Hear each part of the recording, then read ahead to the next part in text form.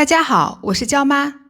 今天我们要做的是把花菜做得超爽脆、口感麻辣鲜香的干锅花菜。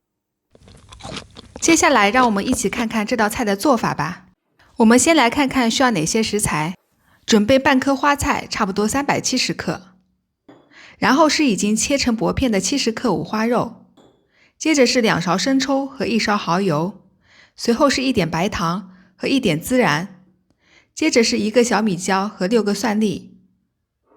最后是几段小葱和1勺豆瓣酱。另外这道菜的配料我都是用这个勺子计量的。我们先来处理花菜。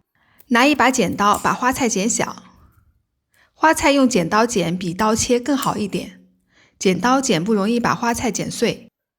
花菜剪成这样一小朵即可。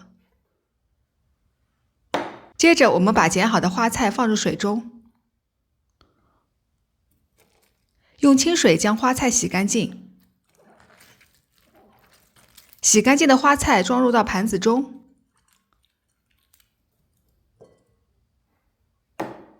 接着准备一个锅子，锅子里面倒一点水。水开后加入洗干净的花菜，将花菜进行焯水。想要花菜保持脆嫩口感，焯水1分钟即可。如果想要软烂口感，焯水可以延长至3分钟左右。另外焯水的时候加一点盐和油，可以保持花菜的色泽。1分钟后，我们把花菜滤水捞出。为了不让余温继续破坏花菜的口感，我们需要把花菜放入冷水里面浸泡一会儿。如果花菜降温不彻底，可以再换一次冷水。花菜彻底冷却后，把花菜滤水捞出。盘子里面多余的水分也都倒掉。处理好的花菜先放一旁备用。接着我们把配菜处理一下。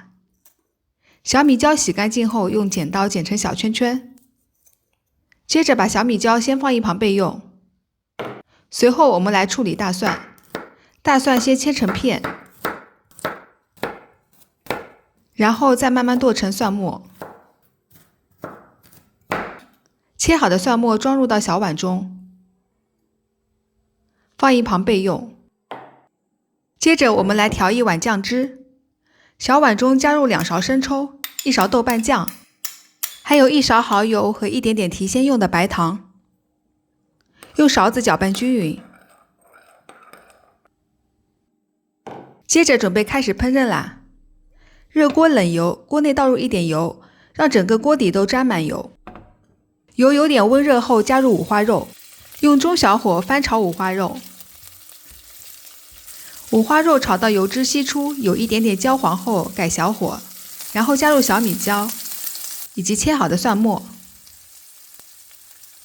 用锅铲翻炒出香味。接着加入花菜，还有调好的酱汁，改大火，快速翻炒均匀。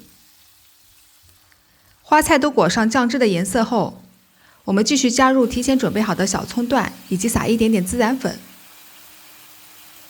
用锅铲快速翻炒。这里不需要炒太久，炒久花菜口感就不脆了。差不多炒一会儿，尝一下味道，如果淡了可以再加一点点盐。如果味道正好，就可以直接出锅了。一盘脆脆又鲜香的干锅花菜就做好啦。